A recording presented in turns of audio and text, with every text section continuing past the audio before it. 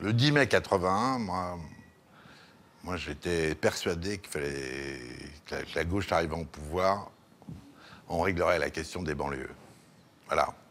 Ça donne 2 ans plus tard, banlieue 89, et un premier Grand Paris très impressionniste, très...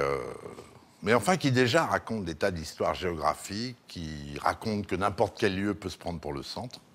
La situation des banlieues était extrêmement mauvaise, mais il y avait des événements assez valorisants, comme la marche des beurs. Il y avait la marche des beurs, il y avait quand même une montée d'un mouvement de jeunesse assez important qui correspondait à l'idée on va transformer les banlieues. Bon. Et 25 ans après, il y a des choses qui ont changé dans certains endroits, parce que des choses ont été faites, mais la situation s'est plutôt aggravée, quoi. On n'a qu'à dire ça comme ça, puisque une des grandes questions que pose le Grand Paris, elle a été posée par les émeutes de novembre 2005. Et ce qui a changé, c'est quand même aussi Kyoto. C'est-à-dire que des choses qui me paraissent évidentes depuis toujours sont devenues des choses obligatoires.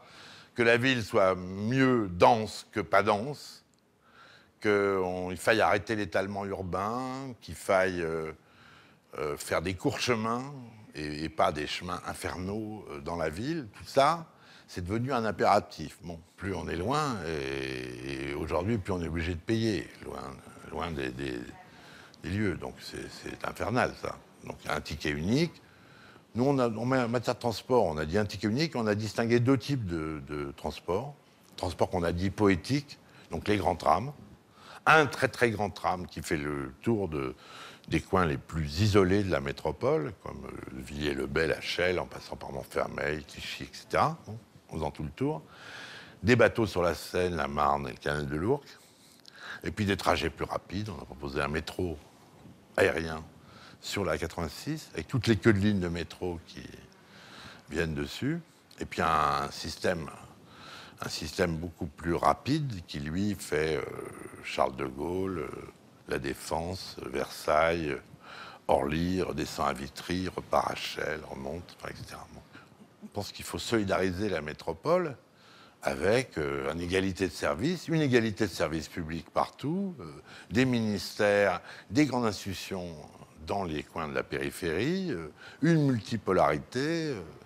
Nous, on a développé l'idée d'un intérêt public partout, un seul type de transport, qu'il y ait une sorte de grande égalité, ouais. Une égalité dans le traitement des espaces, une tentative d'aller vers l'égalité, parce qu'on n'y arrive évidemment pas, mais en tout cas que tout ce qui soit de l'ordre de la décision publique concourt à fabriquer de l'égalité en matière d'intérêt public urbain. Les limites administratives ne nous paraissaient pas pertinentes, que d'ailleurs on a réfléchi en dehors de toute pensée de la gouvernance. Et l'idée qu'il faille un port pour une grande métropole, c'est une excellente idée, c'est vrai. C'est toute l'histoire des métropoles au monde, la première, Venise, c'est ça. En plus, nous, on en a trouvé un deuxième, puisqu'on fait un port à Roissy en ramenant sur le canal d'Europe, sur l'Oise, on a trouvé un moyen de faire un port à Roissy, ce qui est une merveille d'imaginer ce changement on appelle ça un multimodal, j'ai horreur de ce mot, mais en tout cas passer de la lenteur très douce du canal à la vitesse, c'est formidable. Et mettre un port à Roissy et continuer après sur la Marne, et surtout les ports de l'Est parisien, c'est formidable. Nous, on a insisté sur... On a dit sur une ville qui marcherait sur trois jambes, hein, le réel. On a dit 1001 villages, 1001 lieux. On a dit du symbolique, des grands lieux nouveaux, ou des grandes questions nouvelles. Bon,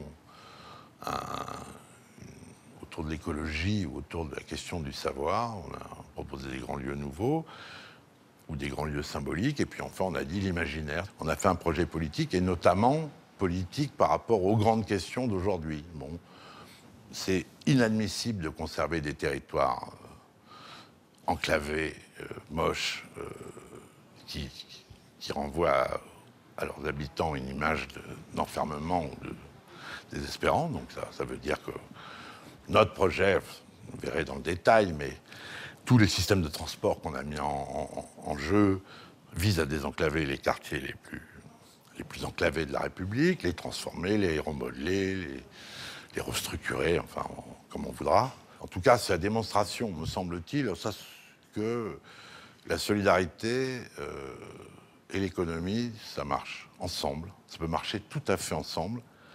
Et même, je pense que ça marche encore mieux si la grande ville est belle. Et une des raisons qui font que Paris, ça marche, et que ça a tenu, et que ça existe historiquement, c'est sa beauté.